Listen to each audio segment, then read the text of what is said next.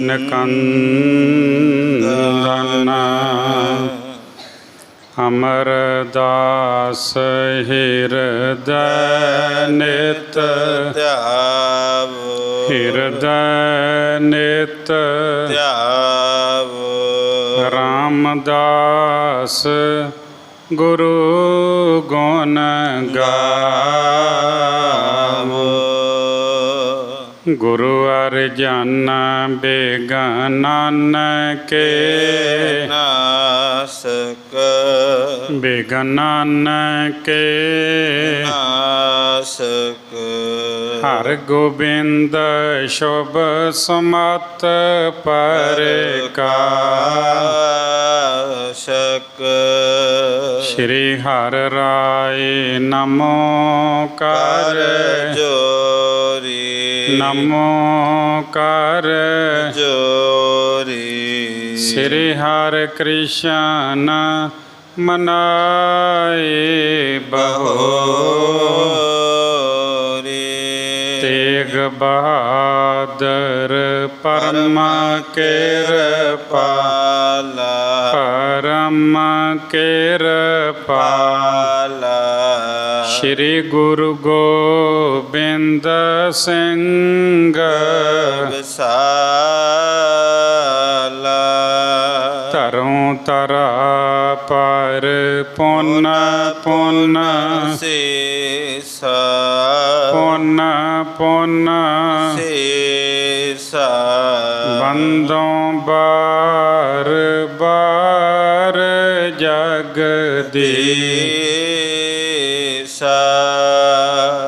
ਜਿਸ ਮੈਂ ਅੰਮ੍ਰਿਤ ਗਿਆਨ ਹੈ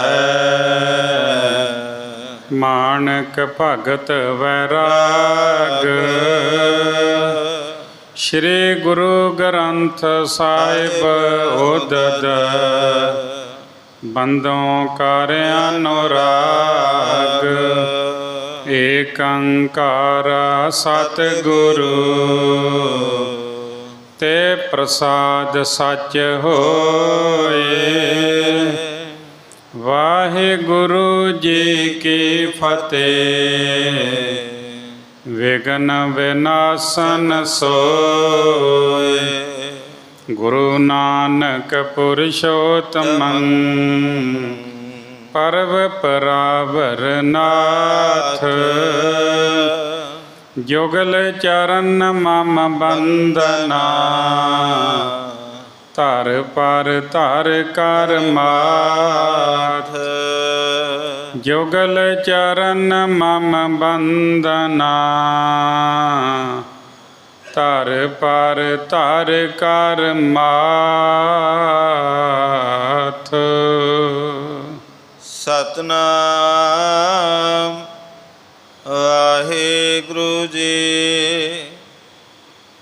ਬ੍ਰਹਮ ਗਿਆਨ ਜਿਨ ਕੇ ਹਿਰਦੈ ਜਾਣਿਓ ਸਹਜ ਸਰੂਪ। ਤਿਨ ਕੇ ਪਦ ਪਰ ਬੰਦਨਾ ਉਚਰੋਂ ਕਥਾ ਅਨੂਪ। ਜਾਰਾ ਜਹੂਰ ਹਾਜ਼ਰਾ ਹਜੂਰ ਸਰਬ ਕਲਾ ਭਰਪੂਰ। ਚਵਰ ਛਤਰ ਤਖਤ ਦੇ ਮਾਲਕ ਦਸਾਂ ਪਾਤਸ਼ਾਹੀਆਂ ਦੀ ਜੋਤ ਜੁਗੋ ਜੁਗ ਅਟਲ। ਧੰਨ ਧੰਨ ਸਾਹਿਬ ਸ੍ਰੀ ਗੁਰੂ ਗ੍ਰੰਥ ਸਾਹਿਬ ਜੀ ਦੀ ਪਵਿੱਤਰ ਪਾਵਨ ਹਜ਼ੂਰੀ ਅੰਦਰ ਬਿਰਾਜਮਾਨ ਪਰਮ ਸਨਮਾਨਯੋਗ ਗੁਰੂ ਕੀ ਸਾਜੀ ਨਵਾਜੀ ਸਾਧ ਸੰਗਤ ਜੀ, ਆਪ ਜੀ ਵਡਭਾਗੇ ਹੋ। ਗੁਰੂ ਸਾਹਿਬ ਜੀ ਦੀ ਪਾਵਨ ਹਜ਼ੂਰੀ ਅੰਦਰ ਬੈਠ ਕਰਕੇ ਗੁਰਬਾਣੀ ਦਾ ਮਨੋਹਰ ਕੀਰਤਨ ਸਰਵਣ ਕਰਦੇ ਹੋਏ ਆਪਣਾ ਜਨਮ ਸਫਲ ਬਣਾ ਰਹੇ ਹੋ। ਸਾਰੇ ਮਿਲ ਕੇ ਬੜੇ ਪਿਆਰ ਸਤਿਕਾਰ ਦੇ ਨਾਲ ਫਤਿਹ ਬੁਲਾਓ ਜੀ। ਵਾਹਿਗੁਰੂ ਜੀ ਕਾ ਖਾਲਸਾ, ਵਾਹਿਗੁਰੂ ਜੀ ਕੀ ਫਤਿਹ। ਬੜੇ ਹੀ ਪਿਆਰ ਸਤਿਕਾਰ ਦੇ ਨਾਲ ਆਪ ਜੀ ਰੋਜ਼ ਇਹ ਪਾਵਨ ਕਥਾ ਸਰਵਣ ਕਰਦੇ ਹੋ। ਇਹ ਪਾਵਨ ਇਤਿਹਾਸ ਗੁਰੂ ਨਾਨਕ ਦੇਵ ਜੀ ਮਹਾਰਾਜ ਦਾ ਹੈ। ਪਿਛੇ ਪ੍ਰਸੰਗ ਵਿੱਚ ਆਪ ਜੀ ਨੇ ਸਰਵਣ ਕੀਤਾ ਹੈ। ਗੁਰੂ ਨਾਨਕ ਦੇਵ ਜੀ ਮਹਾਰਾਜ ਇੱਕ ਨਗਰ ਦੇ ਵਿੱਚ ਪਹੁੰਚੇ ਨੇ, ਜਿਹਦਾ ਨਾਂ ਹੈ ਸੱਤ ਘਰਾ। ਇਹ ਹੁਣ ਪਾਕਿਸਤਾਨ ਦੇ ਵਿੱਚ ਜ਼ਿਲ੍ਹਾ ਮਿੰਟ ਗੁਮਰੀ ਦੇ ਅੰਦਰ ਹੈ। ਗੁਰੂ ਜੀ ਬਾਜ਼ਾਰ ਵਿੱਚ ਗਏ, ਇੱਕ ਵੱਡੀ ਦੁਕਾਨ ਖੁੱਲ੍ਹੀ ਸੀ, ਉਹਦੇ ਸਾਹਮਣੇ ਬੈਠ ਗਏ। ਉੱਥੇ ਇੱਕ ਵੱਡਾ ਧਨਾੜ ਸ਼ਾਹੂਕਾਰ ਦੁਕਾਨ ਦਾ ਮਾਲਕ ਸੀ, ਜਿਹਦੇ ਅੱਗੇ ਬਹੁਤ ਨੌਕਰ ਚਾਕਰ ਸਨ, ਕੰਮ ਕਰਦੇ ਸਨ ਉਹਦੇ ਕੋਲ। ਉਹ ਦੁਨੀਆ ਦੇ ਕੰਮਕਾਰਾਂ ਵਿੱਚ ਬੜਾ ਖਚਤ ਰਹਿੰਦਾ ਸੀਗਾ, ਜਿੱਦਾਂ ਕਹਿ ਲਓ ਮਾਇਆ 'ਚ ਖਚਤ ਰਹਿੰਦਾ ਸੀਗਾ। ਪ੍ਰਭੂ ਦੇ ਨਾਮ ਦਾ ਉਹਨੇ ਕਦੇ ਸਿਮਰਨ ਨਹੀਂ ਕੀਤਾ। ਸਾਰਾ ਦਿਨ ਵਿਹਾਰ ਵਿੱਚ, ਵਪਾਰ ਵਿੱਚ ਹੀ ਬਿਤਾਉਂਦਾ ਹੈ। ਉਹ ਵਿਹਾਰ ਵਿੱਚ ਖਚਿਤ ਹੋਇਆ, ਕਦੇ ਆਪਣੇ ਕੰਮਾਂ ਨੂੰ ਭੁੱਲਦਾ ਨਹੀਂ ਹੈ। ਜਦੋਂ 2 ਘੜੀ ਦਿਨ ਰਹਿ ਗਿਆ, ਮਰਦਾਨੇ ਨੇ ਇਸ ਤਰ੍ਹਾਂ ਨੇਤਰ ਲਾ ਕੇ ਉਹਦੇ ਵੱਲ ਦੇਖਿਆ। ਬੜੇ ਚਿੱਟੇ ਕੱਪੜੇ ਹਨ, ਵੇਖਣ ਨੂੰ ਵੀ ਸੋਹਣਾ ਲੱਗ ਰਿਹਾ। ਅਤੇ ਉਹਨੇ ਆਖਿਆ ਵੀ ਇਹ ਜਿਹੜਾ ਸ਼ਾਹੂਕਾਰ ਹੈ, ਇਹ ਬੜਾ ਸੁਖੀ ਲੱਗਦਾ ਹੈ, ਖੁਸ਼ੀ ਦੇ ਨਾਲ ਦਿਨ ਬਿਤਾਉਂਦਾ ਹੈ। ਤੁਸੀਂ ਇਸ ਸਥਾਨ ਦੇ ਉੱਤੇ ਕਦੋਂ ਦੇ ਬੈਠੇ ਹੋ ਗੁਰੂ ਜੀ? ਪਰ ਇਹਨੇ ਸਾਡੇ ਵੱਲ ਅੱਖ ਭਰ ਕੇ ਵੀ ਨਹੀਂ ਦੇਖਿਆ। ਮਨ ਵਿੱਚ ਦਾਨ ਕਰਨ ਦੀ ਇਹਦੀ ਇੱਛਾ ਹੀ ਨਹੀਂ। ਲੱਗਦਾ ਹੈ ਕਿ ਸੰਤਾਂ ਤੋਂ ਇਹ ਬੇਮੁਖ ਹੈ। ਇਹ ਸ਼ਾਹੂਕਾਰ ਨਾ ਕਦੇ ਕਿਸੇ ਦੀ ਸੇਵਾ ਕਰਦਾ ਅਤੇ ਨਾ ਹੀ ਹਿਰਦੇ ਵਿੱਚ ਭਗਤੀ ਅਤੇ ਪ੍ਰੇਮ ਇਹਨੇ ਧਾਰਨ ਕੀਤਾ ਹੈ। ਫਿਰ ਵੀ ਇਹ ਸੁਖੀ ਹੋਵੇ, ਇਹ ਮੈਨੂੰ ਗੱਲ ਜਚੀ ਨਹੀਂ ਹੈ। ਗੁਣਾਂ ਦੀ ਖਾਣ ਮਰਦਾਨੇ ਦੇ ਬਚਨ ਸੁਣ ਕੇ ਕਹਿਣ ਲੱਗੇ, ਮਰਦਾਨਿਆ, ਕਿ ਸੁਖੀ ਉਹ ਹੈ ਜਿਹੜਾ ਨਾਮ ਜਪਣ ਵਾਲਾ ਬੰਦਾ ਹੈ। ਕਹਿੰਦੇ ਇਹ ਰੀਤ ਹੈ, ਮਰਿਆਦਾ ਇਹ ਕਿ ਪਾਪ ਜਿਹੜੇ ਨੇ ਉਹ ਦੁੱਖ ਹੀ ਦਿੰਦੇ ਨੇ। ਜਿਹੜਾ ਮਨੁੱਖ ਗਿਆਨਵਾਨ ਹੈ ਉਹੀ ਸੁਖੀ ਰਹਿੰਦਾ ਹੈ। ਜਿਵੇਂ ਸੂਰਜ ਤੋਂ ਬਿਨਾਂ ਕਦੇ ਦਿਨ ਨਹੀਂ ਚੜ੍ਹਦਾ, ਪ੍ਰਕਾਸ਼ ਨਹੀਂ ਹੁੰਦਾ, ਇਸੇ ਤਰ੍ਹਾਂ ਗਿਆਨਹੀਣ ਨੂੰ ਕਿਵੇਂ ਸੁੱਖ ਦੀ ਪ੍ਰਾਪਤੀ ਨਹੀਂ ਹੁੰਦੀ। ਜੇਕਰ ਤੇਰੇ ਹਿਰਦੇ ਵਿੱਚ ਕੋਈ ਸ਼ੰਕਾ ਤੇ ਸ਼ਾਹੂਕਾਰ ਨੂੰ ਬੁਲਾ ਕੇ ਪੁੱਛ ਲੈ। ਮਰਦਾਨਾ ਪਹੁੰਚ ਗਿਆ ਸ਼ਾਹੂਕਾਰ ਦੇ ਕੋਲ, ਜਾ ਕੇ ਪੁੱਛਿਆ ਵੀ ਮੈਂ ਤੁਸਾਂ ਨੂੰ ਬੜਾ ਆਨੰਦ ਵਿੱਚ ਦੇਖਿਆ,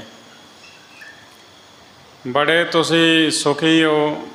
ਕਿਹੜਾ ਪੁੰਨ ਕੀਤਾ ਹੈ ਤੁਸੀਂ ਜਿਹਦੇ ਤੋਂ ਇੰਨੇ ਸੁੱਖ ਪ੍ਰਾਪਤ ਹੋਏ ਨੇ, ਜਿਸ ਕਰਕੇ ਦਿਨ ਰਾਤ ਗੁਜ਼ਾਰਦਿਆਂ ਵੀ ਪਤਾ ਨਹੀਂ ਲੱਗਦਾ, ਤੁਸੀਂ ਸੁੱਖ ਵਿੱਚ ਹੀ ਡੁੱਬੇ ਰਹਿੰਦੇ ਹੋ। ਸ਼ਾਹੂਕਾਰ ਨੇ ਮਨ ਵਿੱਚ ਮਰਦਾਨੇ ਦਾ ਫਕੀਰੀ ਵੇਸ ਜਾਣਿਆ। ਕਹਿਣ ਲੱਗਾ ਕਿ ਜੋ ਬਹੁਤ ਦੁਖੀ ਸ਼ਾਹੂਕਾਰ ਸੀਗਾ, ਮਰਦਾਨੇ ਨੂੰ ਲੱਗਦਾ ਸੀ ਕਿ ਇਹ ਸੁਖੀ ਹੈ। ਕਹਿਣ ਲੱਗਾ ਭਾਈ ਮਰਦਾਨੇ ਨੂੰ ਕਿ ਮੇਰੇ ਨਾਲੋਂ ਜ਼ਿਆਦਾ ਸੰਸਾਰ ਵਿੱਚ ਕੋਈ ਦੁਖੀ ਨਹੀਂ ਹੈ। ਉਹ ਦੁੱਖ ਵੀ ਐਸਾ ਜਿਹੜਾ ਦੱਸਿਆ ਨਹੀਂ ਜਾ ਸਕਦਾ। ਮਰਦਾਨੇ ਨੇ ਆਖਿਆ, ਮੇਰੇ ਨਾਲ ਮਹਾਨ ਸੰਤ ਨੇ, ਮੇਰੇ ਗੁਰੂ, ਚੱਲ ਉਹਨਾਂ ਨੂੰ ਦੱਸ, ਉਹ ਤਾਂ ਦੁੱਖਾਂ ਦਾ ਨਾਸ਼ ਕਰਦੇ ਨੇ। ਗੁਰੂ ਜੀ ਦੇ ਕੋਲ ਬੈਠ ਕੇ ਸ਼ਾਹੂਕਾਰ ਨੇ ਦੱਸਿਆ ਕਿ ਮੇਰੀ ਜਿਹੜੀ ਇਸਤਰੀ, ਉਹਦੇ ਨਾਲ ਮੇਰਾ ਬਹੁਤ ਪਿਆਰ ਸੀ, ਉਹ ਬਿਮਾਰ ਹੋ ਗਈ ਅਤੇ ਮੰਜੇ 'ਤੇ ਪਈ ਹੋਈ ਇੱਕ ਦਿਨ ਕਹਿੰਦੀ ਹੈ ਕਿ ਜਦੋਂ ਮੈਂ ਮਰ ਗਈ ਅਤੇ ਤੂੰ ਹੀ ਦੂਸਰਾ ਵਿਆਹ ਕਰਾ ਲਓਗੇ, ਮੈਨੂੰ ਭੁੱਲ ਜਾਓਗੇ। ਹੁਣ ਤੁਸੀਂ ਬੜਾ ਪਿਆਰ ਜਤਾਉਂਦੇ ਹੋ ਮੇਰੇ ਨਾਲ। ਕਹਿੰਦੇ ਉਹ ਗੱਲ ਮੈਨੂੰ ਚੁੱਭ ਗਈ ਅਤੇ ਮੈਂ ਉਹਨੂੰ ਯਕੀਨ ਦਿਵਾਉਣ ਵਾਸਤੇ ਕਿ ਇਹਨੂੰ ਯਕੀਨ ਹੋ ਜਾਏ ਕਿ ਮੈਂ ਆਪਣਾ ਵਿਆਹ ਆਨੰਦ ਕਾਰਜ ਨਹੀਂ ਕਰਾਵਾਂਗਾ। ਆਪਣੇ ਸਰੀਰ ਨੂੰ ਐਸੇ ਢੰਗ ਨਾਲ ਕਸ਼ਟ ਦਿੱਤਾ,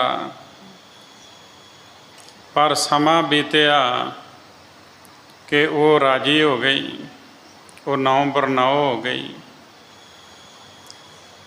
ਹੁਣ ਉਹ ਜਿਹੜੀ ਮੇਰੀ ਧਰਮ ਸਪਤਨੀ ਹੈ ਉਹ ਮੰਦ ਕਰਮੀ ਹੋ ਗਈ ਹੈ, ਮੇਰਾ ਕਿਹਾ ਨਹੀਂ ਮੰਨਦੀ। ਗੁਰੂ ਸਾਹਿਬ ਜੀ ਕਹਿਣ ਲੱਗੇ ਵੀ ਇਸ ਤਰ੍ਹਾਂ ਵਾ, ਜਿਹੜੇ ਆਪਾਂ ਕਰਮ ਕੀਤੇ ਹੁੰਦੇ ਨਾ ਉਹਨਾਂ ਦਾ ਫਲ ਸਾਨੂੰ ਭੋਗਣਾ ਹੀ ਪੈਂਦਾ ਹੈ। ਦੁੱਖ ਅਤੇ ਸੁੱਖ ਦੇਣ ਵਾਲਾ ਪ੍ਰਮਾਤਮਾ ਹੈ, ਪ੍ਰਭੂ ਸਾਡਾ ਮਿੱਤਰ ਹੈ, ਸਭ ਕਾਰਜ ਸਾਡੇ ਭਲੇ ਲਈ ਕਰਦਾ ਹੈ। ਜਿਸ ਵੇਲੇ ਕੋਈ ਦੁੱਖ ਆਣ ਪਵੇ ਤਾਂ ਭਾਣੇ ਵਿੱਚ ਰਹਿਣਾ ਚਾਹੀਦਾ ਹੈ, ਜਿਹਦੇ ਨਾਲ ਪਾਪ ਵੀ ਦੂਰ ਹੋ ਜਾਂਦੇ ਨੇ। ਜਿਵੇਂ ਰੋਗੀ ਕੋਲ ਵੈਦ ਆਉਂਦਾ ਹੈ, ਵੈਦ ਕੋਲ ਦਵਾਈ ਹੈ, ਉਹਨੂੰ ਖਵਾਉਂਦਾ ਹੈ, ਰੋਗੀ ਪ੍ਰਸੰਨ ਹੋ ਕੇ ਖਾਂਦਾ ਹੈ, ਇਹ ਜਾਣ ਕੇ ਕਿ ਮੇਰਾ ਸਾਰਾ ਜਿਹੜਾ ਦੁੱਖ ਹੈ ਉਹ ਦੂਰ ਹੋ ਜਾਏਗਾ ਇਹ ਦਵਾਈ ਖਾਣ ਦੇ ਨਾਲ। ਅਤੇ ਆਪਣੇ ਕੀਤੇ ਕਰਮਾਂ ਨੂੰ ਜਾਣ ਕੇ ਵੀ ਉਹਨਾਂ ਦਾ ਫਲ ਮੈਨੂੰ ਮਿਲਦਾ ਹੈ, ਅਤੇ ਜੇ ਇਸ ਤਰ੍ਹਾਂ ਜਾਣੋਗੇ ਤਾਂ ਫਿਰ ਦੁੱਖ ਨਹੀਂ ਭਾਸੇਗਾ। ਕਤਕ ਕਰਮ ਕਮਾਵਣੇ ਦੋਸ਼ ਨਾ ਕਾਹੂ ਜੋਗ, ਪਰਮੇਸ਼ਰ ਤੇ ਭੁੱਲਿਆ ਵਿਆਪਣ ਸਭੇ ਰੋਗ। ਦਦੇ ਦੋਸ਼ ਨਾ ਦੇਉ ਕਿਸੈ, ਦੋਸ਼ ਕਰਮਾਂ ਆਪਣਿਆ, ਜੋ ਮੈਂ ਕੀਆ ਸੋ ਮੈਂ ਪਾਇਆ, ਦੋਸ਼ ਨਾ ਦੀਜੇ ਅਵਰ ਜਨਾ। ਕਹਿੰਦੇ ਇਸ ਤਰ੍ਹਾਂ ਪੂਰਬਲੇ ਜਨਮ ਵਿੱਚ ਕੀਤੇ ਜਿਹੜੇ ਕਰਮ ਨੇ ਵਾਸ਼ੀ ਭੋਗਣੇ ਪੈਂਦੇ ਨੇ, ਬਿਨਾਂ ਭੋਗਿਆਂ ਨਸ਼ਟ ਨਹੀਂ ਹੁੰਦੇ। ਸਤ ਸੰਗਤ ਕਰਨ ਵਾਲੇ ਜਿਹੜੇ ਮਨੁੱਖ ਹਨ ਉਹ ਇਸ ਤਰ੍ਹਾਂ ਸੋਚਦੇ ਵੀ ਦੁੱਖ ਸੁੱਖ ਵਿੱਚ ਇੱਕ ਸਾਰ ਰਹਿੰਦੇ ਨੇ, ਅਤੇ ਕਰਤਾਰ ਸਾਡਾ ਮਿੱਤਰ ਹੈ, ਉਹ ਜਾਣਦੇ ਨੇ ਜੋ ਪ੍ਰਭੂ ਕਰਦਾ ਚੰਗਾ ਕਰਦਾ, ਉਹ ਇਸ ਤਰੀਕੇ ਨਾਲ ਜੀਵਨ ਜਿਉਂਦੇ ਨੇ। ਜਿਹੜੇ ਅਗਿਆਨੀ ਹੁੰਦੇ ਨੇ ਉਹ ਦੁੱਖ ਵਿੱਚ ਮਨ ਅੰਦਰ ਸੋਗ ਮੰਨਦੇ ਨੇ, ਉਹ ਪਰਮਾਤਮਾ ਨੂੰ ਲਾਂਭੇ ਦਿੰਦੇ ਹਨ। ਗੁਰੂ ਸਾਹਿਬ ਨੇ ਸਮਝਾਇਆ, ਸ਼ਲੋਕ ਮਹੱਲਾ ਪਹਿਲਾ, ਸਹੰਸਰ ਦਾਨ ਦੇ ਇੰਦਰ ਰਵਾਇਆ। ਜਿਹੜਾ ਇੰਦਰ ਦੇਵਤਾ ਹੈ ਉਹਨੇ ਗੌਤਮ ਤਪਾ ਐਲਿਆ ਇਸਤਰੀ, ਤਿਸ ਦੇਖ ਇੰਦਰ ਲੋਭਾਇਆ, ਸਹਿ ਸਰੀਰ ਚੈਨ ਪਗ ਹੋਏ, ਤਾਂ ਮਨ ਪਛੋਤਾਇਆ।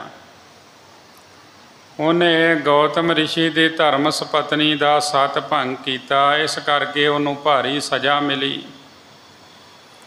ਅਤੇ ਉਹਨੂੰ ਉਸ ਵੇਲੇ ਰੋਣਾ ਪਿਆ। ਪਰਸਰਾਮ ਰੋਵੇ ਘਰ ਆਇਆ। ਪਰਸਰਾਮ ਦੇ ਪਿਤਾ ਦਾ ਨਾਮ ਜਮਦਗਨ ਰਿਖੀ, ਮਾਤਾ ਦਾ ਨਾਂ ਰੇਣੁਕਾ, ਅਤੇ ਪਰਸਰਾਮ ਦਾ ਮਾਸੜ ਸੀ ਸਹੰਸਰ ਬਾਹੂ ਰਾਜਾ, ਜਮਦਗਨ ਦਾ ਸਾਂਢੂ। ਇੱਕ ਵਾਰੀ ਉਹ ਜਮਦਗਨ ਦੀ ਕੁਟੀਆ 'ਤੇ ਆਇਆ ਫੌਜ ਲੈ ਕੇ, ਉਹਨੇ ਉਹਦਾ ਲੰਗਰ ਪ੍ਰਸ਼ਾਦਾ ਤਿਆਰ ਕਰਨ ਲਈ, ਹਿੰਦੂ ਧਰਮ ਦੇ ਗ੍ਰੰਥ ਆਖਦੇ ਨੇ ਕਿ ਕਾਮਧੇਨ ਗਊ ਨੂੰ ਬੁਲਾਇਆ। ਜਦੋਂ ਸਹੰਸਰ ਬਾਹੂ ਨੂੰ ਉਹਦੀ ਸਿਫਤ ਦਾ ਪਤਾ ਲੱਗਾ, ਉਹ ਕਹਿੰਦਾ ਵੀ ਇਹ ਮੇਰੇ ਹਵਾਲੇ ਕਰ ਦੇ। ਜਮਦਗਨ ਰਿਖੀ ਨੇ ਉਹ ਵਾਪਸ ਮੋੜ ਦਿੱਤੀ। ਇਸ ਗੁੱਸੇ ਵਿੱਚ ਉਹਨੇ ਜਮਦਗਨ ਰਿਖੀ ਨੂੰ ਮਾਰ ਦਿੱਤਾ, ਆਪਣੇ ਸਾਂਢੂ ਨੂੰ।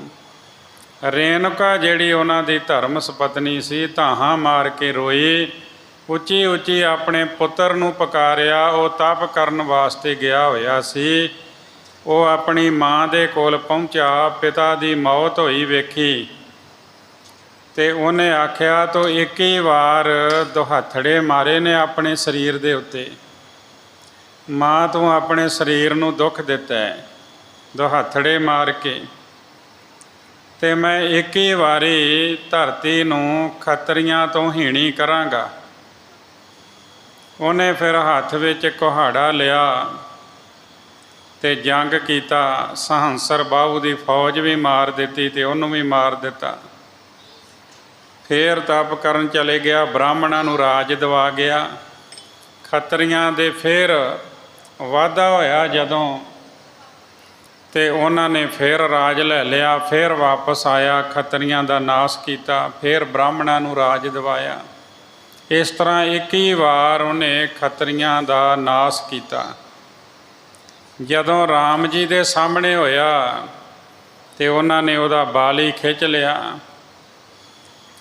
ਜਦੋਂ ਵਾਪਸ ਮੁੜਿਆ ਬਾਲਹੀਨ ਹੋ ਕੇ, ਤੇ ਬ੍ਰਾਹਮਣ ਜਿਹੜੇ ਉਹ ਪੁੱਛਦੇ ਨੇ ਕਿ ਹੁਣ ਸਾਨੂੰ ਕਦੋਂ ਰਾਜ ਦਿਵਾਓਗੇ? ਕਸ਼ਤਰੀਆਂ ਨੇ ਸਾਡੇ ਤੋਂ ਰਾਜ ਖੋਹ ਲਿਆ, ਹੁਣ ਪੱਲੇ ਤਾਕਤ ਨਹੀਂ ਹੈਗੀ। ਉਸ ਵੇਲੇ ਪਰਸ਼ੁਰਾਮ ਨੂੰ ਵੀ ਰੋਣਾ ਪਿਆ। ਕਹਿੰਦੇ ਪਰਸ਼ੁਰਾਮ ਰੋਵੇ ਘਰ ਆਇਆ, ਫਿਰ ਅੱਗੇ ਆਖਦੇ ਅਜੇ ਸੋ ਰੋਵੇ ਭੀਖਿਆ ਖਾਏ ਰਾਜਾ ਅੱਜ। ਰਾਜਾ ਹੁੰਦਿਆਂ ਹੋਇਆਂ ਦਿੱਤੇ ਹੋਏ ਦਾਨ ਨੂੰ ਜਦੋਂ ਉਹਨੇ ਭੋਗਿਆ ਉਦੋਂ ਰੋਇਆ। ਐਸੀ ਦਰਗਹਿ ਮਿਲੇ ਸਜਾਏ, ਰੋਵੇ ਰਾਮ ਨਿਕਾਲਾ ਭਇਆ। ਜਦੋਂ ਬਨਵਾਸ ਮਿਲਿਆ, ਸੀਤਾ ਲਖਮਣ ਵਿਛੜ ਗਿਆ। ਜਦੋਂ ਸੀਤਾ ਤੇ ਲਛਮਣ ਉਹ ਵਿਛੜ ਗਏ, ਭਾਵ ਸੀਤਾ ਨੂੰ ਰਾਵਣ ਚੱਕ ਕੇ ਲੈ ਗਿਆ ਸੀ। ਤੇ ਉਸ ਵੇਲੇ ਰਾਮਚੰਦਰ ਵੀ ਰੋਏ ਭਾਵ ਪਛਤਾਏ। ਰੋਵੇ ਦਹਿ ਲੰਕ ਗਵਾਏ, ਜਿਨ ਸੀਤਾ ਆਂਦੀ ਡੌਰੂ ਵਾਏ। ਡੌਰੂ ਵਾਏ ਤੋਂ ਭਾਵ ਹੈ ਇੱਕ ਸਾਧੂ ਦਾ ਭੇਸ ਧਾਰ ਕੇ, ਫਕੀਰ ਦਾ ਭੇਸ ਧਾਰ ਕੇ, ਤੇ ਧੋਖੇ ਦੇ ਨਾਲ ਉਹ ਸੀਤਾ ਜੀ ਨੂੰ ਚੁੱਕ ਕੇ ਲੈ ਗਿਆ। ਤੇ ਉਸ ਵੇਲੇ ਫਿਰ ਬਾਅਦ ਵਿੱਚ ਜੰਗ ਹੋਈ। ਰਾਮਚੰਦਰ ਨੇ ਉਹਨੂੰ ਮਾਰਿਆ, ਉਹਦੀ ਲੰਕਾ ਵੀ ਤਹਿਸ ਨਹਿਸ ਹੋ ਗਈ। ਜਾਂਦੀ ਰਹੀ 1 ਲੱਖ ਪੂਤ 1.25 ਲੱਖ ਨਾਤੀ, ਤੇ ਰਾਵਣ ਘਰ ਦੀਆ ਨਾ ਬਾਤੀ। ਉਹ ਰਾਵਣ ਲੰਕਾ ਗੜ ਸੋਨੇ ਕਾ ਭਇਆ, ਮੂਰਖ ਰਾਵਣ ਕਿਆ ਲੈ ਗਿਆ। ਰਾਮਚੰਦਰ ਨੇ ਕਿਹਾ ਸੀ ਵੀ ਤੂੰ ਜੇ ਐਡਾ ਹੀ ਬਲਵਾਨ ਸੀ, ਸੀਤਾ ਨੂੰ ਤੂੰ ਚੁੱਕ ਕੇ ਲੈ ਜਾਣਾ ਸੀ, ਤੇ ਫਿਰ ਆਪਣੇ ਅਸਲੀ ਰੂਪ ਵਿੱਚ ਆਉਂਦਾ। ਸਾਧੂ ਦੇ ਭੇਸ ਦੇ ਨਾਲ ਇਹ ਕਲੰਕਤ ਕੰਮ ਕਿਉਂ ਕੀਤਾ ਹੈ?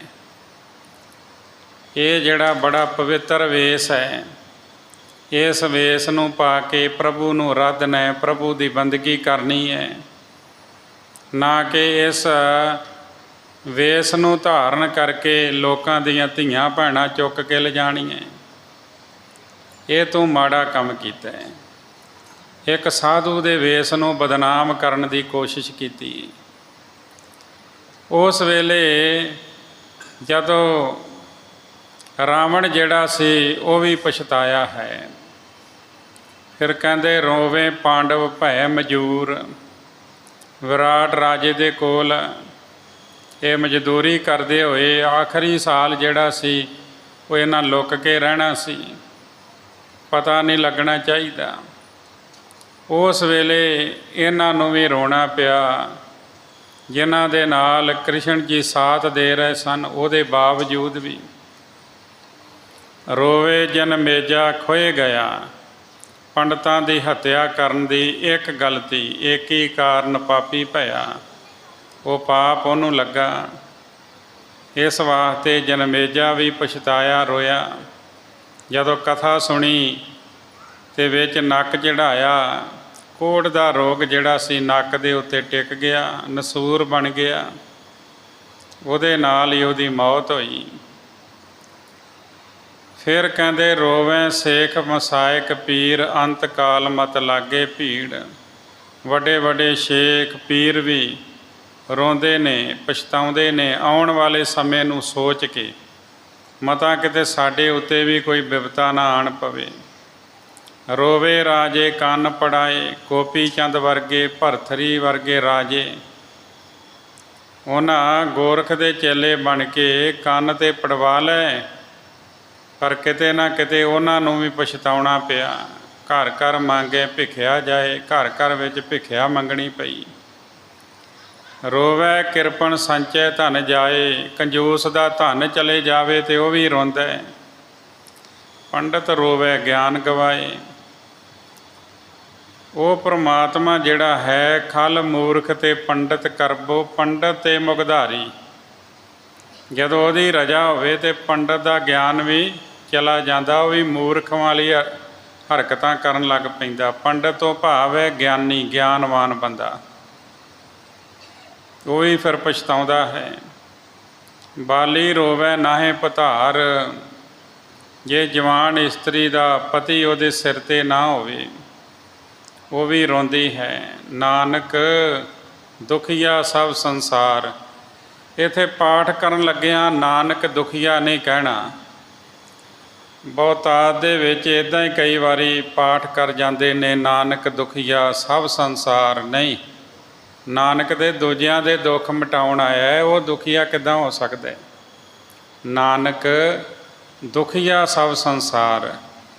ਹੇ ਨਾਨਕ, ਸਾਰਾ ਸੰਸਾਰ ਦੁਖੀ ਹੈ ਕਿਸੇ ਨਾ ਕਿਸੇ ਪੱਖੋਂ।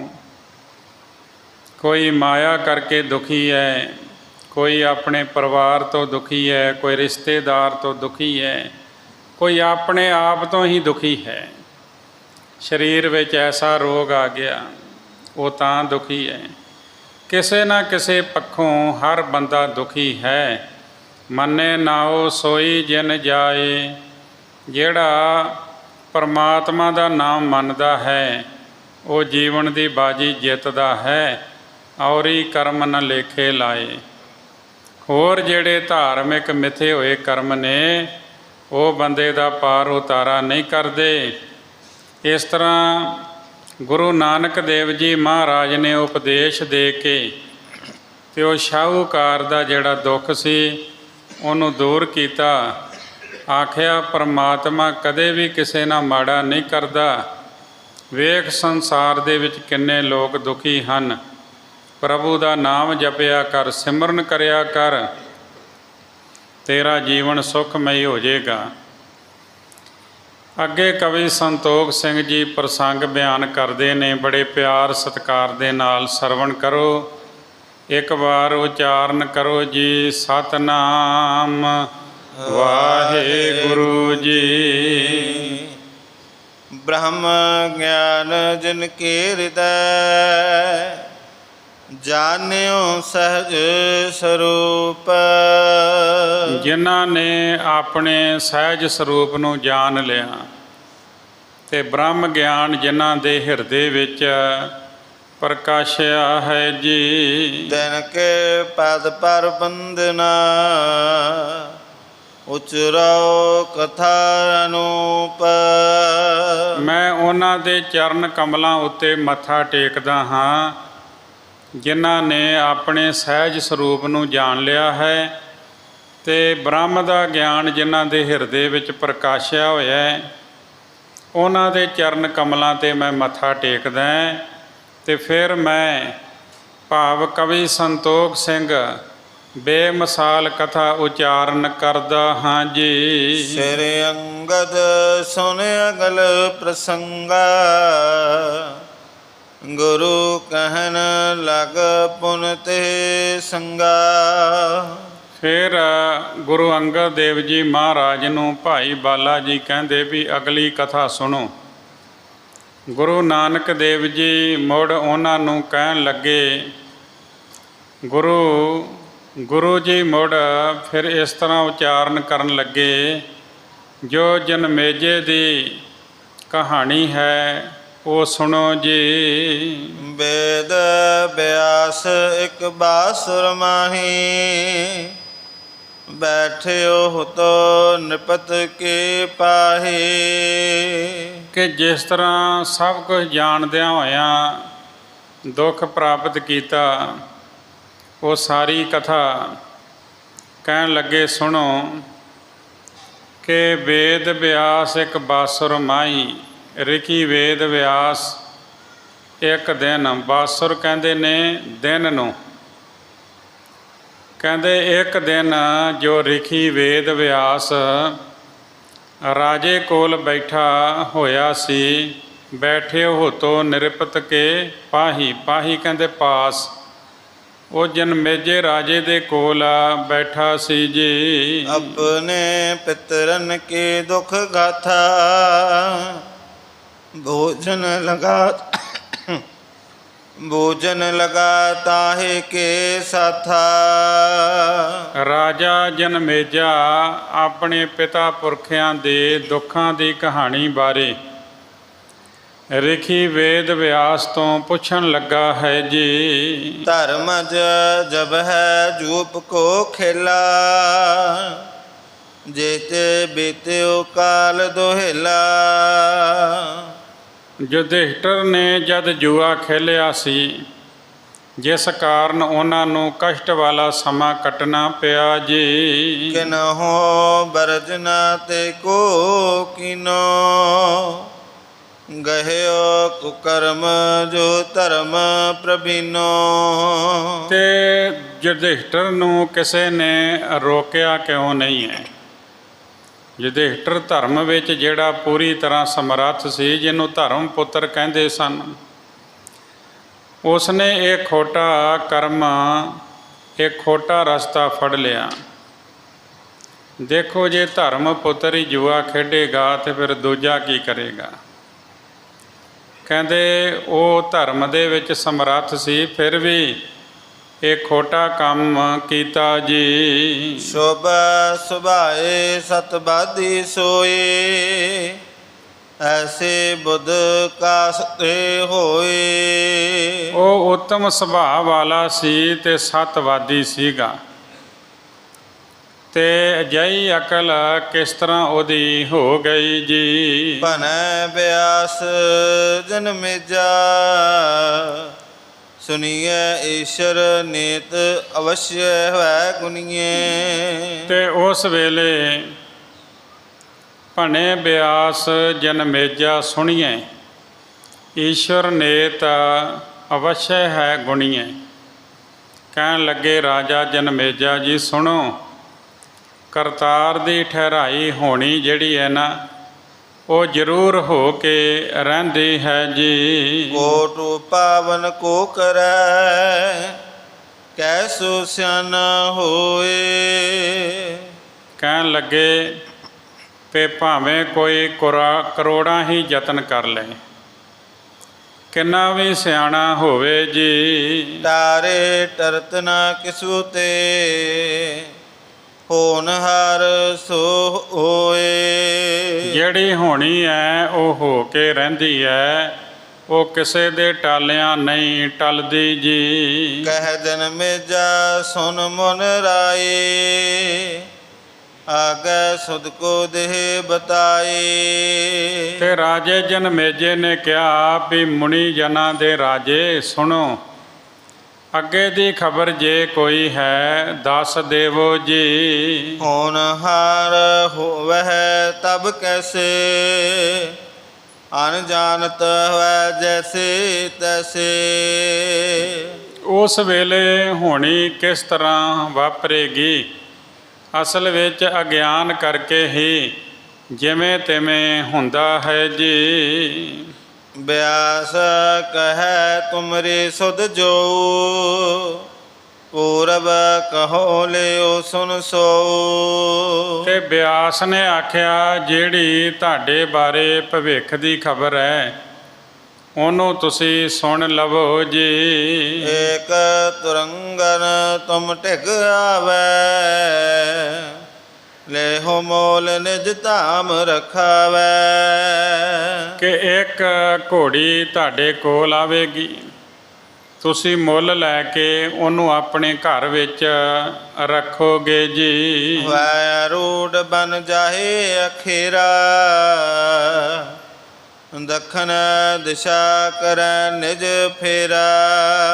ਤੇ ਘੋੜੀ ਤੇ ਸਵਾਰ ਹੋ ਕੇ ਤੂੰ ਸ਼ਿਕਾਰ ਖੇਡਣ ਜਾਏਗਾ, ਦੱਖਣ ਦਿਸ਼ਾ ਵੱਲ ਤੂੰ ਚੱਕਰ ਲਾਵੇਂਗਾ ਜੀ। ਅਦਿਕ ਸ਼ਰਮ ਪਾਵੈ ਤਿਸ ਬੇਰਾ, ਤਟ ਸਰਵਰ ਤੂੰ ਕਰਹਿ ਡੇਰਾ। ਤੇ ਇੱਕ ਤਲਾਬ ਦੇ ਨੇੜੇ ਤੂੰ ਆਪਣਾ ਟਿਕਾਣਾ ਕਰੇਂਗਾ ਤੇ ਉੱਥੇ ਤੂੰ ਸੌਂ ਜਾਏਂਗਾ। ਤਲਾਬ ਦੇ ਵਿੱਚੋਂ ਇੱਕ ਘੋੜਾ ਨਿਕਲੇਗਾ, ਇਹਨਾਂ ਦੇ ਮਿਲਾਪ ਤੋਂ ਅੱਗੇ ਘੋੜੀ ਇੱਕ ਬੱਚਾ ਦੇਗੀ ਤੇ ਉਸ ਥਾਂ ਕੋਈ ਅਜਿਹੀ ਰੁਕਾਵਟ ਪਏਗੀ ਕਿ ਤੈਨੂੰ ਘੋਰ ਪਾਪ ਲੱਗੇਗਾ।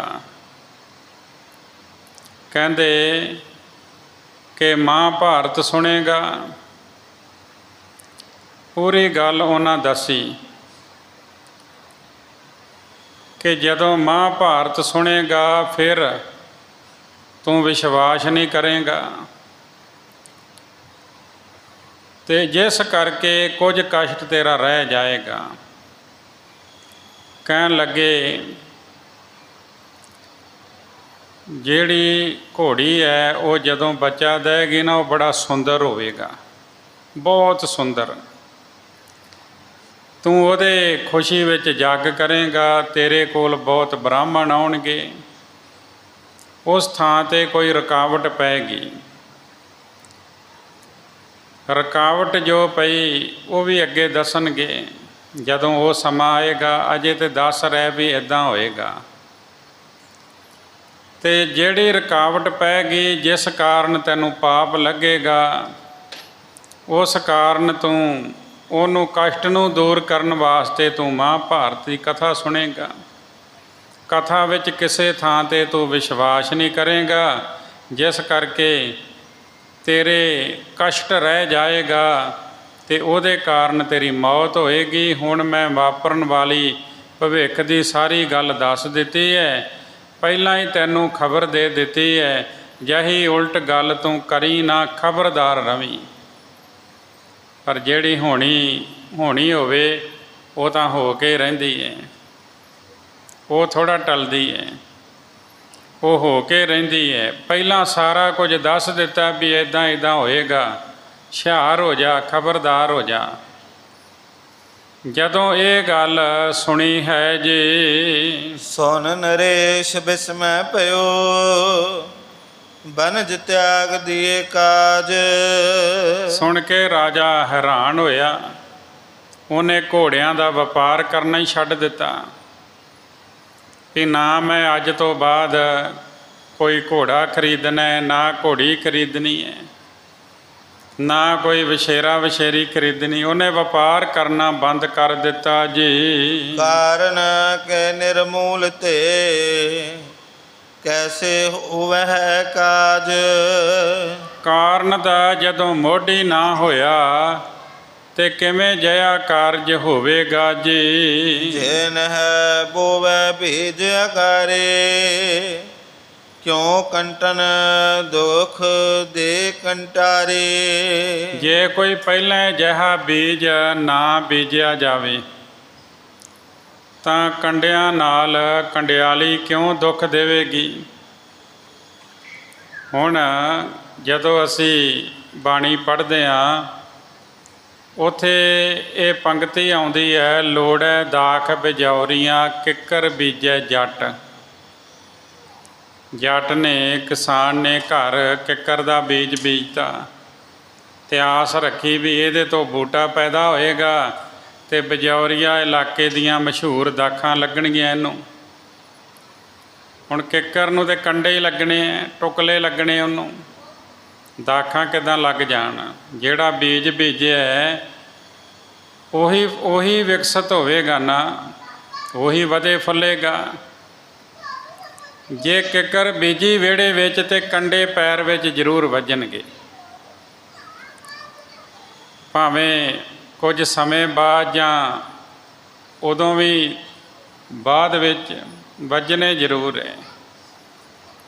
ਇਸ ਤਰ੍ਹਾਂ ਕਹਿੰਦੇ ਵੀ ਜੇ ਕੋਈ ਕੰਡਿਆਂ ਵਾਲਾ ਬੀਜ ਹੀ ਨਾ ਬੀਜੇਗਾ ਤੇ ਕੰਡਿਆਲੀ ਕਿਉਂ ਦੁੱਖ ਦੇਵੇਗੀ ਜੀ। ਆਸ ਹੱਠ ਕਰ ਦਿੜਕੇ ਤਕ ਕਾਲਾ, ਕਰਿਓ ਬਤੀਤ ਮਹਤ ਭੂਪਾਲਾ।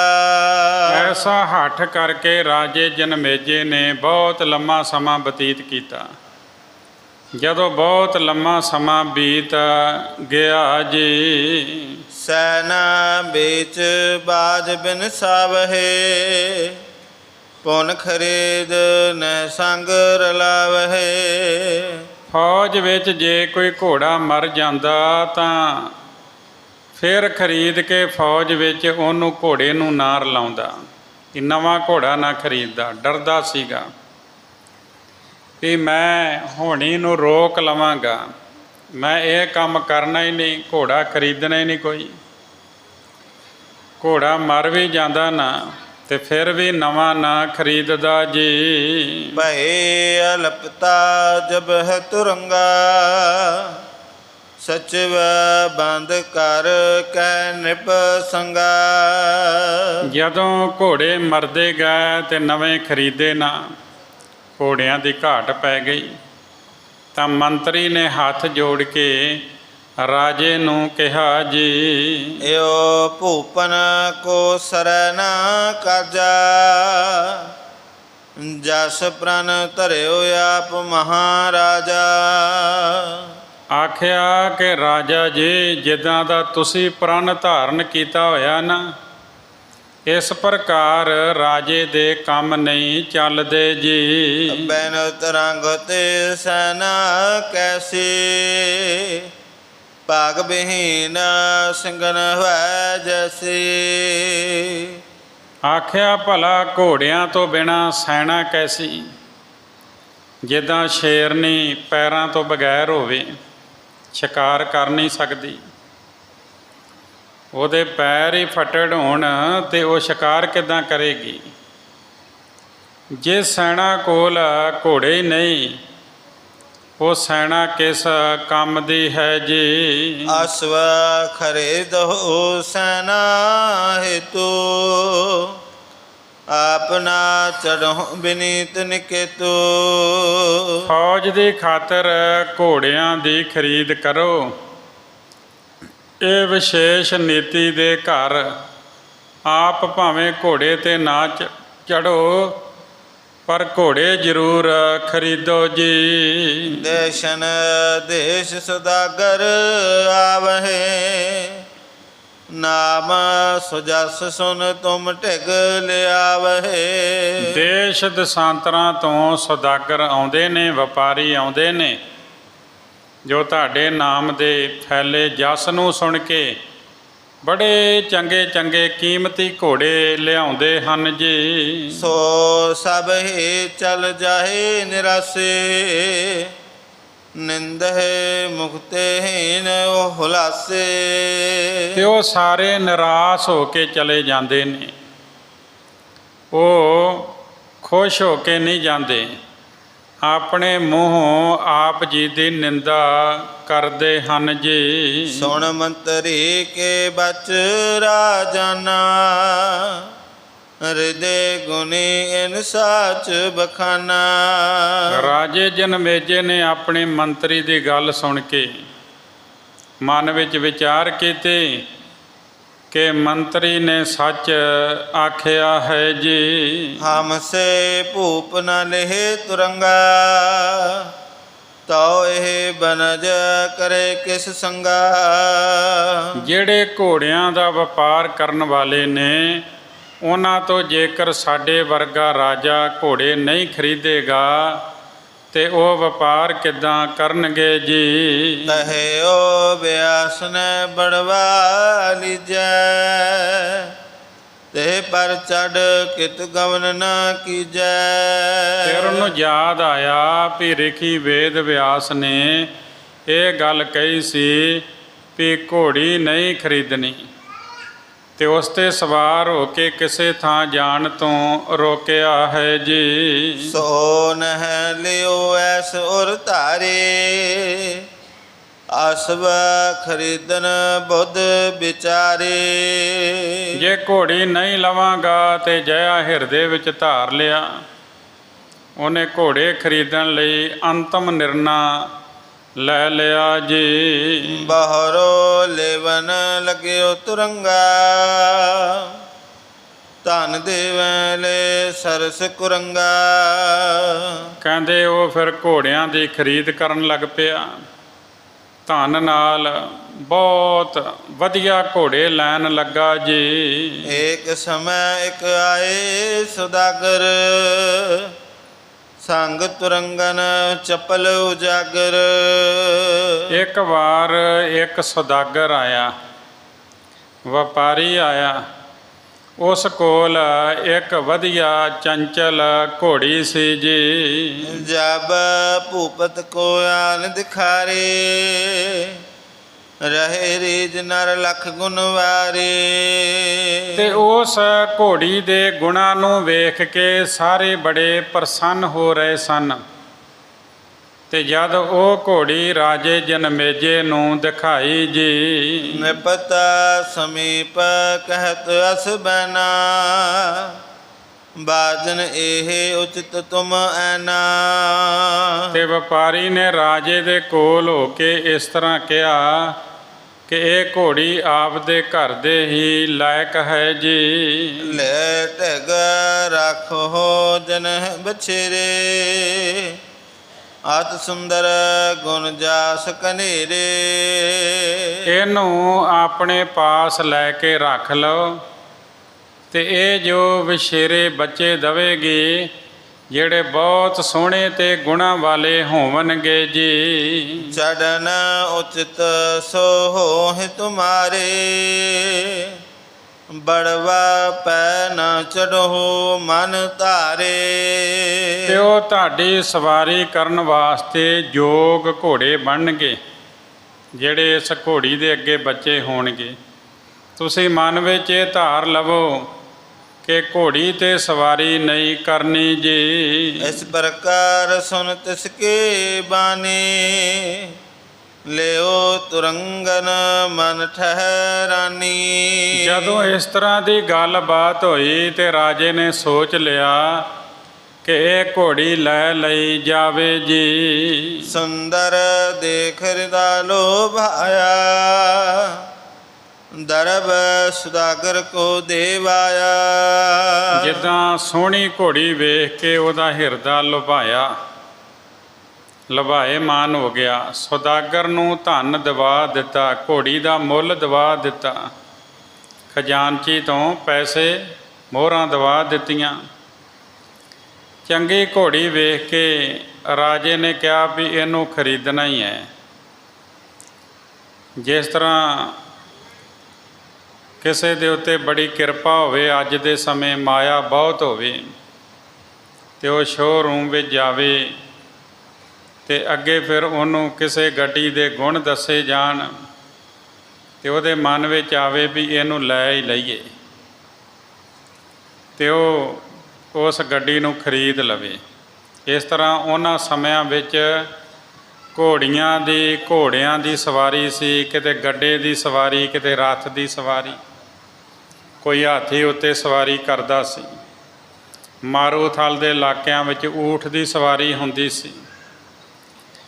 ਸਾਡੇ ਹਿੰਦੁਸਤਾਨ ਦੀ ਫੌਜ ਦੇ ਕੋਲ ਊਠ ਵੀ ਨੇ, ਘੋੜੇ ਵੀ ਨੇ, ਹੁਣ ਵੀ ਹੈਗੇ ਨੇ। ਇਸ ਤਰ੍ਹਾਂ ਰਾਜੇ ਨੇ ਸੋਚਿਆ ਵੀ ਇਹ ਘੋੜੀ ਲੈ ਲਈਏ ਤੇ ਸੁਦਾਗਰ ਨੂੰ ਮੁੱਲ ਦਵਾ ਦਿੱਤਾ ਜੀ। ਲੈ ਘਰ ਰਾਖੇ ਹੇਤ ਵਧਾਵਨ, ਗੁਣ ਮੰਦਰ ਸੌਂਦਰਜ ਸੁਹਾਵਨ। ਵਾਅਦਾ ਕਰਨ ਵਾਸਤੇ ਵੀ ਇਹ ਅੱਗੇ ਬੱਚੇ ਦੇਗੀ, ਘੋੜੇ ਬਣਨਗੇ, ਘੋੜੇ ਖਰੀਦਣੇ ਨਹੀਂ ਪੈਣਗੇ।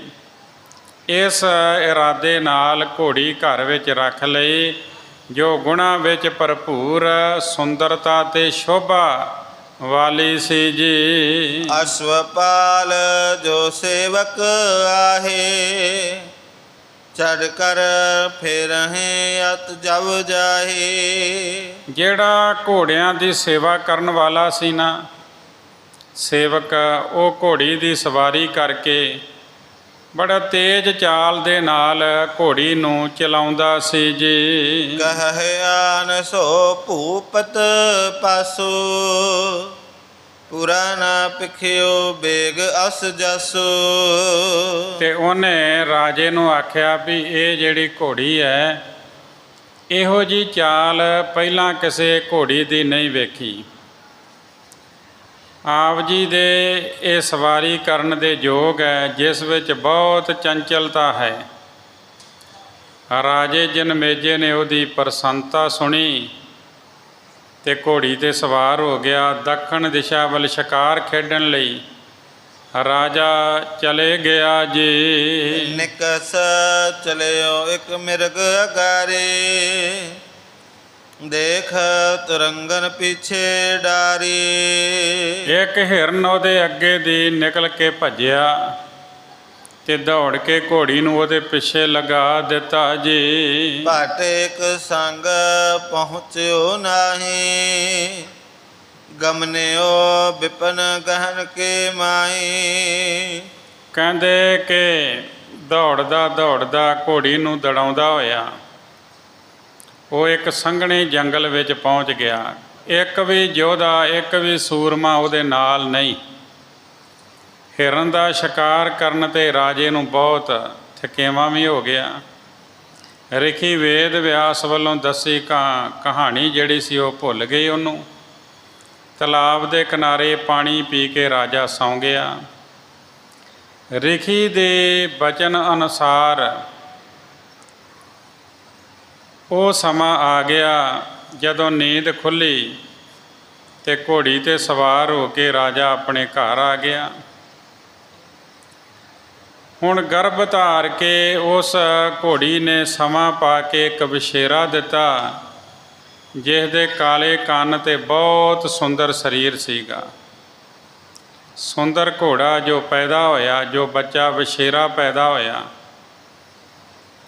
ਜੱਗ ਕਰਨ ਦੇ ਯੋਗ ਹੈ। ਸਾਰਿਆਂ ਨੇ ਮਿਲ ਕੇ ਰਾਜੇ ਨੂੰ ਸਲਾਹ ਦਿੱਤੀ ਕਿ ਜੱਗ ਕਰਨਾ ਚਾਹੀਦਾ ਹੈ। ਪਹਿਲੇ ਜੱਗ ਕਰੋ, ਆਪ ਜੀ ਦਾ ਸੁੰਦਰ ਜਸ ਹੋਵੇਗਾ, ਜਿਸ ਨਾਲ ਵੱਡਾ ਪੁੰਨ ਪ੍ਰਾਪਤ ਹੋਏਗਾ। ਸਾਰਿਆਂ ਦੇ ਕਹਿਣ 'ਤੇ ਰਾਜਾ ਪ੍ਰਸੰਨ ਹੋ ਗਿਆ। ਵਿਆਸ ਰਿਸ਼ੀ ਵਾਲੀ ਕਥਾ ਹਿਰਦੇ ਵਿੱਚੋਂ ਵਿਸਾਰ ਦਿੱਤੀ। ਉਸ ਵੇਲੇ ਜੱਗ ਸ਼ੁਰੂ ਕੀਤਾ। ਫਿਰ ਚੜ੍ਹਾਈ ਕਰਕੇ ਜਨਮੇਜੇ ਨੇ ਬਹੁਤ ਰਾਜੇ ਜਿਹੜੇ ਸਨ ਉਹ ਜਿੱਤ ਲਏ। ਅਨੇਕ ਪ੍ਰਕਾਰ ਸਵਾਰ ਆਹਾਰਾ, ਅਨੇਕ ਭਾਂਤ ਦੇ ਭੋਜਨ ਤਿਆਰ ਕਰਵਾ ਕੇ ਘਰ ਵਿੱਚ ਬਹੁਤ ਬ੍ਰਾਹਮਣ ਬੁਲਾਏ ਜੀ। ਗਮਨਿਓ ਦਾਨ ਦੇਨ ਕੇ ਹਿਤਾ, ਇੱਕ ਪਟ ਮੈਂ ਪਟਰਾਨ ਸਮਿਤਾ। ਰਾਜਾ ਦਾਨ ਦੇਣ ਵਾਸਤੇ ਸਮੇਤ ਪਟਰਾਣੀ ਜੋ ਇੱਕ ਕੱਪੜੇ ਵਿੱਚ ਸੀ, ਯੱਗਸ਼ਾਲਾ ਵਿੱਚ ਗਿਆ ਜੀ। ਵਿਪਰ ਬ੍ਰਿੰਦ ਕੇ ਵਿੱਚ ਪਹੁੰਚਾ, ਭਇਓ ਪੌਨ ਤੇ ਪਟ ਉੱਚਾ। ਜਦੋਂ ਬ੍ਰਾਹਮਣਾਂ ਦੇ ਇਕੱਠ ਵਿੱਚ ਰਾਜਾ ਪਹੁੰਚ ਗਿਆ, ਹਵਾ ਦਾ ਇੱਕ ਬੋਲਾ ਆਇਆ, ਤੇਜ਼ ਹਵਾ ਆਈ। ਜਿਹੜੇ ਬਸਤਰ ਸਨ ਉਹ ਉੱਠ ਗਏ ਸਰੀਰ ਤੋਂ, ਕੁਝ ਸਰੀਰ ਦਾ ਹਿੱਸਾ ਨਗਨ ਹੋ ਗਿਆ। ਤੇ ਬ੍ਰਾਹਮਣ ਨੇ, ਜਿਹੜੇ ਬ੍ਰਾਹਮਣ ਸਨ ਉਹਨਾਂ ਨੇ ਉੱਚਾ ਹੱਸਣਾ ਸ਼ੁਰੂ ਕਰ ਦਿੱਤਾ। ਰਾਜੇ ਨੂੰ ਵੇਖ ਕੇ ਬੜਾ ਗੁੱਸਾ ਆਇਆ। ਉਹਨੇ ਜਿਹੜੇ ਬ੍ਰਾਹਮਣ ਸਨ ਉਹ ਜਲਾ ਦਿੱਤੇ। ਇੱਕ ਪਲ ਵਿੱਚ ਸਾਰੇ ਬ੍ਰਾਹਮਣ ਮਾਰ ਦਿੱਤੇ। ਇਸ ਮਹਾਂਪਾਪ ਵਜੋਂ ਉਹਨੂੰ ਵੱਡਾ ਕਸ਼ਟ ਹੋਇਆ। ਉਹਦੇ ਸਰੀਰ 'ਤੇ ਕੋੜ ਹੋ ਗਿਆ। ਵਿਆਸ ਦੇ ਆ ਕੇ ਮੁੜ ਗਿਆਨ ਕਰਵਾਇਆ, ਮਹਾਂਭਾਰਤ ਦੀ ਕਥਾ ਸੁਣਾਈ। ਉਹਨੇ ਇੱਕ ਥਾਂ ਆ ਕੇ ਨੱਕ ਚੜ੍ਹਾ ਦਿੱਤਾ ਵੀ ਇਹ ਨਹੀਂ ਹੋ ਸਕਦਾ। ਉਸ ਕਥਾ ਵਿੱਚ ਸੀ ਵੀ ਭੀਮ ਨੇ ਅਸਮਾਨ ਵੱਲ ਨੂੰ ਹਾਥੀ ਭੇਜ ਦਿੱਤੇ। ਜਦੋਂ ਸੁੱਟੇ ਨੇ ਤੇ ਉਹ ਅਸਮਾਨ ਵੱਲ ਨੂੰ ਗਏ,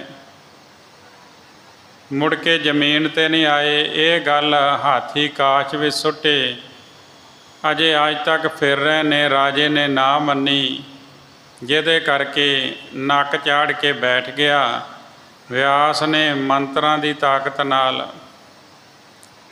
ਹੇਠਾਂ ਉਤਾਰੇ, ਭਾਰੀ ਸਭਾ ਵਿੱਚ ਸਾਰਿਆਂ ਨੂੰ ਵਿਖਾਏ ਤਾਂ ਕੋੜ ਨੱਕ ਵਿੱਚ ਹੀ ਰਹਿ ਗਿਆ। ਇਹ ਹਿੰਦੂ ਧਰਮ ਦੇ ਗ੍ਰੰਥਾਂ ਵਿੱਚ ਐਸਾ ਲਿਖਿਆ ਹੋਇਆ ਹੈ। ਰਾਜਾ ਜਨਮੇਜਾ ਇਹ ਦੁੱਖ ਪਾਉਣ ਕਰਕੇ ਉਸੇ ਕਸ਼ਟ ਕਾਰਨੀ ਉਹਦੀ ਮੌਤ ਹੋ ਗਈ, ਮਰ ਗਿਆ। ਉਸ ਵੇਲੇ ਪਰਲੋਕ ਚਲਿਆ ਗਿਆ ਜੀ। ਇਸ ਜਗ ਮੈਂ ਆਨੰਦਤ ਗਿਆਨੀ, ਅਪਰ ਸ੍ਰਿਸ਼ ਸਭ ਦੁਖੀ ਮਹਾਨੀ। ਇਸ ਸੰਸਾਰ ਵਿੱਚ ਗਿਆਨਹੀਨ ਹੀ ਸੁਖੀ ਹਨ। ਹੋਰ ਸਾਰੀ ਦੁਨੀਆ ਬਹੁਤ ਦੁਖੀ, ਗਿਆਨਵਾਨ ਸੁਖੀ ਹਨ। ਜਿਹੜੇ ਗਿਆਨਹੀਣੇ ਨੇ, ਮਤਲਬ ਸਾਰੇ ਗਿਆਨਹੀਣੇ ਨੇ, ਦੁਨੀਆ ਸਾਰੀ।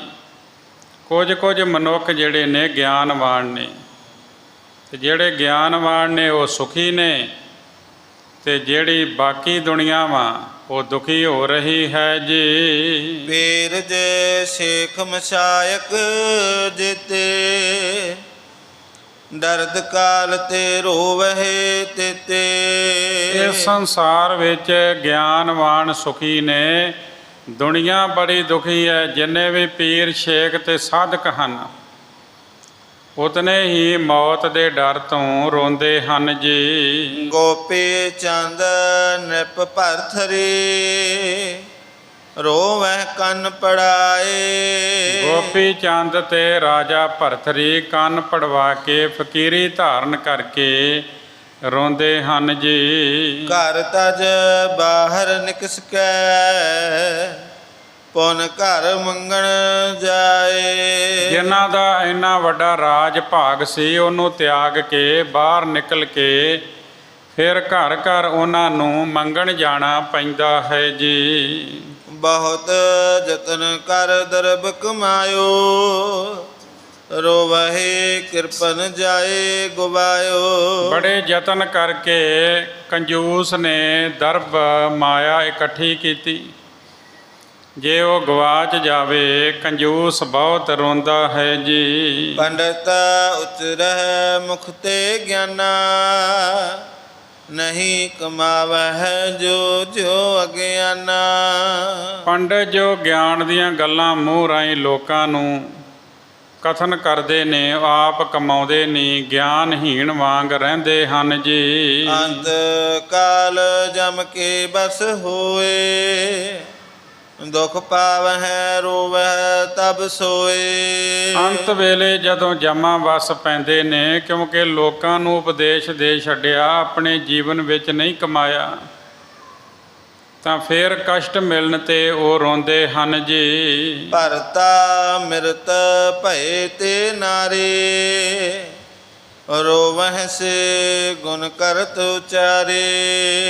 ਜਿਸ ਵੇਲੇ ਕਿਸੇ ਇਸਤਰੀ ਦਾ ਸਾਈਂ ਉਹਦੇ ਸਿਰ ਤੇ ਨਾ ਰਹੇ, ਉਹਦੀ ਮੌਤ ਹੋ ਜਾਵੇ, ਉਹ ਦੁਹੱਥੜਾਂ ਮਾਰ ਕੇ ਰੋਂਦੀ ਹੈ ਜੀ। ਸ੍ਰੀ ਗੁਰੂ ਕਹਿ ਮਰਦਾਨਾ ਸੁਣੀਏ, ਸਭ ਸੰਸਾਰ ਦੁਖੀ ਗੁਨੀਏ। ਗੁਰੂ ਸਾਹਿਬ ਜੀ ਕਹਿਣ ਲੱਗੇ, ਭਾਈ ਮਰਦਾਨੇ ਸੁਣ, ਸਾਰੇ ਸੰਸਾਰ ਨੂੰ ਦੁਖੀ ਹੀ ਜਾਣੋ ਜੀ। ਫਸੇ ਮੋਹ ਮੈਂ ਰਹਿਤ ਦੁਖਾਰੇ, ਜਗਤ ਉਦਿਤ ਕੋ ਪਾਏ ਨਾ ਪਾਰੇ। ਮੋਹ ਵਿੱਚ ਫਸੇ ਹੋਣ ਕਰਕੇ ਸਦਾ ਦੁਖੀ ਰਹਿੰਦੇ ਨੇ, ਸੰਸਾਰ ਰੂਪੀ ਸਮੁੰਦਰ ਤੋਂ ਪਾਰ ਨਹੀਂ ਹੋ ਸਕਦੇ ਜੀ। ਵਾਹਿਗੁਰੂ ਸਤਨਾਮ ਜੋ, ਮੰਨੈ ਸੋ ਜਣ ਜਾਏ। ਜਿਹੜਾ ਸੱਚੇ ਵਾਹਿਗੁਰੂ ਦਾ ਨਾਮ ਮਨ ਵਿੱਚ ਵਸਾ ਲੈਂਦਾ ਹੈ, ਭਾਵੇਂ ਇੱਕ ਜਾਂ ਬਹੁ ਗਿਣਤੀ, ਜਿਹੜਾ ਵੀ ਵਸਾ ਲੈਂਦਾ ਹੈ, ਉਹਦੀ ਜਿੱਤ ਹੋ ਜਾਂਦੀ ਹੈ। ਉਹ ਜੀਵਨ ਦੀ ਬਾਜੀ ਜਿੱਤ ਕੇ ਜਾਂਦਾ ਹੈ ਜੀ। ਔਰ ਕਰਮ ਲਿਖੈ ਬਿਖੈ, ਨਹਿ ਕੋ ਛੁਟਨ ਉਪਾਏ। ਹੋਰ ਕਰਮਾਂ ਦੇ ਲੇਖੇ ਵਿੱਚੋਂ ਇਸ ਤੋਂ ਇਲਾਵਾ ਛੁਟਕਾਰਾ ਨਹੀਂ ਹੁੰਦਾ, ਛੁੱਟਣ ਦਾ ਕੋਈ ਉਪਾਅ ਹੀ ਨਹੀਂ ਹੈ ਜੀ। ਹਿਰਦੈ ਸੁਧ ਸੇਵੈ ਸਿਰ ਨਾਮੋ, ਨਹਿ ਤਿਨ ਕੋ ਲਿਖੈ ਸੋ ਕਾਮੋ। ਜੋ ਸਾਫ ਹਿਰਦੇ ਨਾਲ ਪਰਮਾਤਮਾ ਦਾ ਨਾਮ ਸਿਮਰਨ ਕਰੇ, ਉਹਨਾਂ ਨੂੰ ਲੇਖਾ ਦੇਣ ਬਾਰੇ ਕੋਈ ਕੰਮ ਨਹੀਂ ਰਹਿੰਦਾ ਜੀ। ਧਰਮ ਰਾਏ ਕੋ ਕਾਗਦ ਫਾਰੈ, ਜਾਵਤ ਪੰਥ ਨ ਕੋ ਅਟਕਾਰੈ। ਧਰਮ ਰਾਜ ਲੇਖੇ ਬਾਰੇ ਕਾਗਜ਼ ਹੀ ਫਾੜ ਦਿੰਦਾ ਹੈ, ਪਰਲੋਕ ਦੇ ਰਾਹ ਬੈਕੁੰਠ ਜਾਂਦਿਆਂ ਕੋਈ ਰੁਕਾਵਟ ਨਹੀਂ ਪੈਂਦੀ। ਮੰਨੈ ਮਾਰਗ ਠਾਕ ਨਾ ਪਾਏ, ਠਾਕ ਕਹਿੰਦੇ ਰੁਕਾਵਟ ਨੂੰ, ਠਾਕ ਨਾ ਪਾਏ ਭਾਵ ਰੁਕਾਵਟ ਨਹੀਂ ਪੈਂਦੀ। ਜਿਹੜਾ ਪਰਮਾਤਮਾ ਦਾ ਨਾਮ ਸੁਣਦਾ ਹੈ, ਜਪਦਾ ਹੈ, ਉਹਨੂੰ ਮੰਨਦਾ ਹੈ। ਇਹ ਵੀ ਆਖਿਆ ਮੰਨੇ ਕੀ ਗਤ ਕਹੀ ਨਾ ਜਾਏ। ਜਿਹਨੇ ਮੰਨ ਲਿਆ ਉਹਦੀ ਉੱਚੀ ਆਤਮਿਕ ਅਵਸਥਾ ਬਿਆਨ ਨਹੀਂ ਕੀਤੀ ਜਾ ਸਕਦੀ। ਇਸ ਵਾਸਤੇ ਜਿਹੜਾ ਪਰਮਾਤਮਾ ਦਾ ਨਾਮ ਸਿਮਰਨ ਕਰਦਾ ਹੈ, ਬੈਕੁੰਠ ਜਾਂਦਿਆਂ ਕੋਈ ਰੁਕਾਵਟ ਨਹੀਂ ਪੈਂਦੀ ਜੀ। ਇਸੇ ਪ੍ਰਕਾਰ ਸਾਰ ਸੁਨ ਕਰਕੇ ਰਹਿਓ ਸ਼ਾਹੋ ਪਗ ਪਰ ਸਿਰ ਧਰ ਕੇ। ਇਸ ਪ੍ਰਕਾਰ ਸ਼ਾਹੂਕਾਰ ਨੇ ਸਿਧਾਂਤ ਸੁਣੇ, ਜੋ ਸੱਤ ਘਰਾਂ ਦਾ ਸ਼ਾਹੂਕਾਰ ਸੀ। ਗੁਰੂ ਦੇ ਚਰਨ ਕਮਲਾਂ ਉੱਤੇ ਆਪਣਾ ਮੱਥਾ ਰੱਖ ਦਿੱਤਾ ਜੀ। ਤੁਮਰੇ ਬਚ ਸਾਬਨ ਸਮ ਸਰਹੇ, ਮਨ ਮਲੀਨ ਪਟ ਉਜਲ ਕਰਹੇ। ਤੁਹਾਡੇ ਜਿਹੜੇ ਬਚਨ ਨੇ ਉਹ ਸਾਬਣ ਵਰਗੇ ਹਨ, ਤੇ ਜਿਨ੍ਹਾਂ ਨੇ ਮੇਰੇ ਮਨ ਰੂਪੀ ਬਸਤਰ ਨੂੰ ਸਾਫ਼ ਕਰ ਦਿੱਤਾ ਹੈ ਜੀ। ਚਲੋ ਅਬੈ ਮਮ ਸਦਨ ਬਚਿਤਰਾ, ਪਾਏ ਪਾਏ ਕੈ ਕਰੋ ਪਵਿੱਤਰਾ। ਆਖਿਆ ਮੇਰੇ ਤੇ ਕਿਰਪਾ ਕਰੋ, ਹੁਣ ਮੇਰੇ ਸੁੰਦਰ ਘਰ ਦੇ ਵਿੱਚ ਚੱਲੋ, ਆਪਣੇ ਚਰਨ ਕਮਲ ਪਾ ਕੇ ਉਸ ਨੂੰ ਪਵਿੱਤਰ ਕਰੋ ਜੀ। ਬੜਾ ਭਾਗ ਜਾਗੇ ਤੁਮ ਆਏ, ਸਰਬ ਸਾਰ ਕੇ ਬਚਨ ਸੁਨਾਏ। ਕਹਿੰਦੇ ਤੁਹਾਡੇ ਆਉਣ ਨਾਲ ਮੇਰੇ ਵੱਡੇ ਭਾਗ ਜਾਗ ਪਏ ਹਨ। ਆਪ ਜੀ ਨੇ ਸਾਰੇ ਤੱਤ ਸਾਰ ਦੇ ਬਚਨ ਸੁਣਾਏ ਹਨ ਜੀ। ਸੁਨ ਕਰ ਬਿਨੈ ਪ੍ਰਭੂ ਸੁਖ ਕਾਰੇ, ਗਮਨੇ ਤਾਕੇ ਸਦਨ ਮਝਾਰੇ। ਕਹਿੰਦੇ ਸੁੱਖਾਂ ਦੇ ਘਰ ਗੁਰੂ ਨਾਨਕ ਦੇਵ ਜੀ ਬੇਨਤੀ ਸੁਣ ਕੇ ਉਹਦੇ ਘਰ ਵਿੱਚ ਚਲੇ ਗਏ ਜੀ। ਜਹਾਂ ਸਥਲ ਥੋ ਅਧਿਕ ਸੁਹਾਵਨ, ਤਹ ਇੱਕ ਕੀਨ ਪ੍ਰਿਅੰਕ ਡਸਾਵਨ।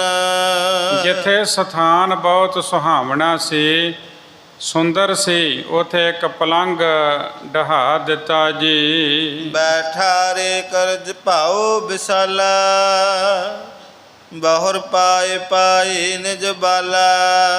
ਗੁਰੂ ਸਾਹਿਬ ਜੀ ਨੂੰ ਬੜੇ ਪ੍ਰੇਮ ਨਾਲ, ਬੜੀ ਸ਼ਰਧਾ ਨਾਲ ਬਿਠਾਇਆ ਏ।